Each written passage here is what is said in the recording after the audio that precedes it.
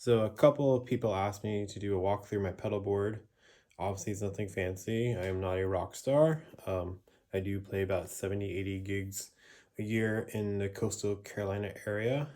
And since people asked for it, I figured let's do a quick video. Um, so first of all, it's a Gator board, which is great, made in America, really good quality. Obviously, it's not pretty. I wish I could do the fancy wiring like I see some guys do, but I can't. I change it too much. Um, Basically, kind of backstory. I was never really a pedal guy. I used an amp and an echo pedal, maybe an overdrive pedal, and that was it. Amp distortion, loved it. Um, Last year, needed some more diversity and started using inner monitors, and that mic'd amp wasn't really working in my head, and wasn't really a good sound for me.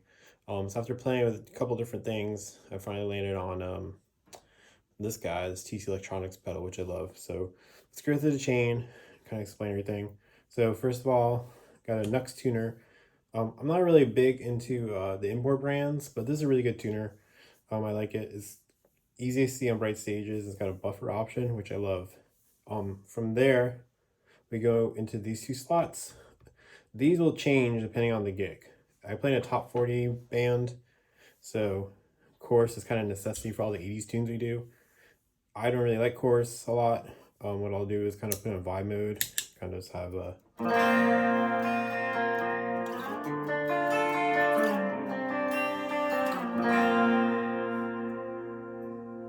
I like that sound. Obviously, the chorus is neat for the.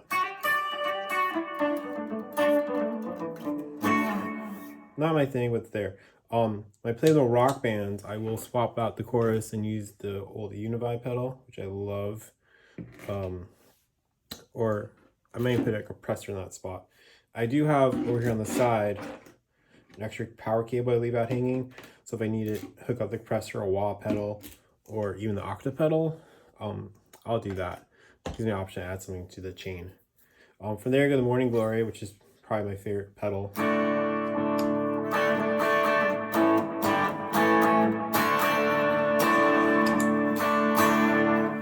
Add some drive, nothing too crazy. I like it. Loud volumes, sounds really good.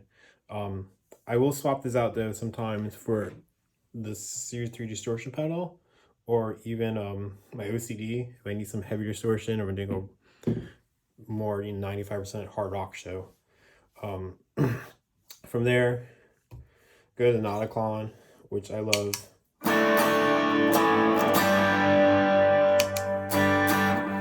Nothing too heavy drive wise. The switch is great. I'm not sure exactly what it's doing, but I have other clon style pedals without the switch, and I do not like them. It's too much of a blend of the clean distortion. When I have this, it sounds just more organic sounding.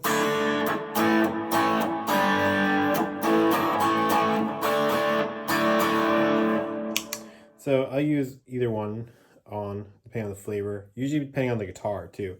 Let's put them together.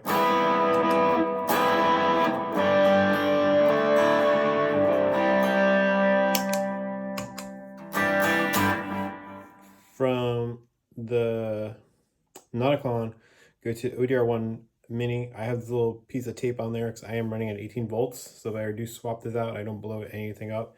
I love this pedal because it's kind of heavy sounding.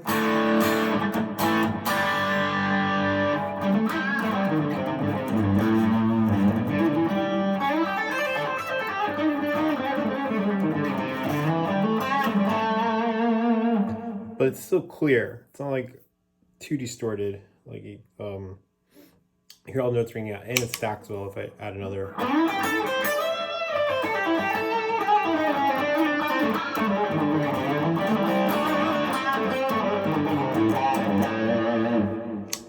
Let's go this one.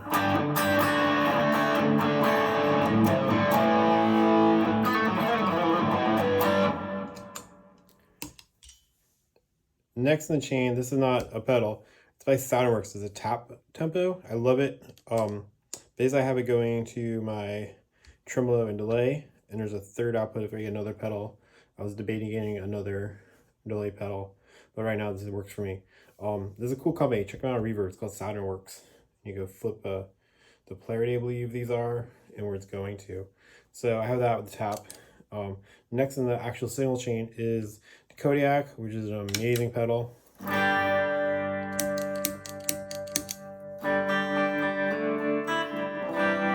I usually have it not kind of subtle, kind of add some flavor.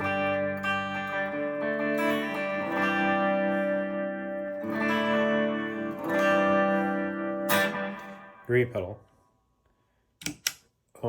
From there, the signal chain goes a little backwards here.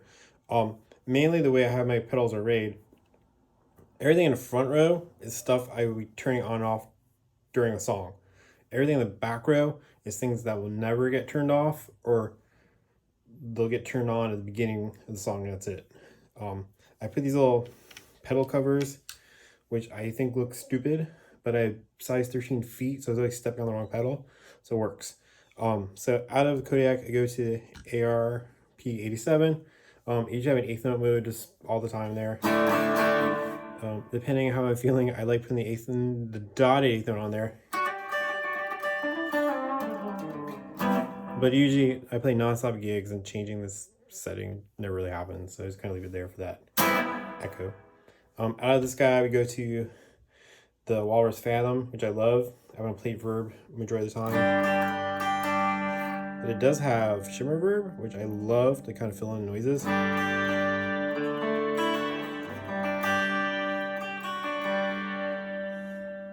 But my favorite feature of this is the hold button, and I use a lot for clean pads. It's like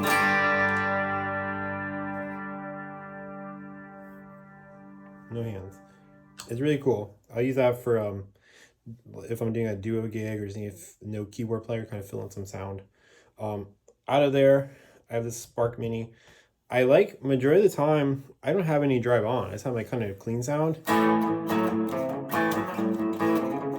I want to do solo, I don't want to add drive or gain. I just kind of hit that guy.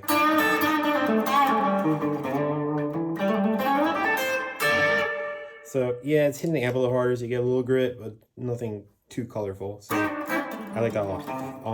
Out of there, this pedal is a necessity for any board. I was very late to the party of actually buying an EQ and a reverb. I was just kind of rely on the amp or the sound guy. I love this. I have it gained a little, hit the amp pedal a little harder, but also I roll off the low and the high a bit, but I use different guitars and different halls. You gotta tweak the sound. It helps a lot, especially if you're using in-ear monitors. They make it sound good to my ears. It just helps with your playing. And I was proud to pour the Hylian Shield. It's actually a mint container. I mean, see all these guys play Altoids things there. I'm not a fan of that, but I had a Zelda mint one and some picks and stuff in there. I like it. So people always kind of comment on that guy. Then out of the EQ, go to the TC Electronics Combo Deluxe 65. Great sounding amp simulator for a pedal platform. The two outputs, one is the speaker emulation, one's just a line out. Right now what you're hearing is the line out going to a power amp. 95% of the time I don't even have stage volume, so I'm just going speaker simulator out into the mixing console. Sometimes with louder rock bands I play with, I'll bring the power amp and speaker to get some stage volume, so the drummer can hear it, and also people in the front row are not just hearing the drums. So it's really a good setting. And that's my pedal board.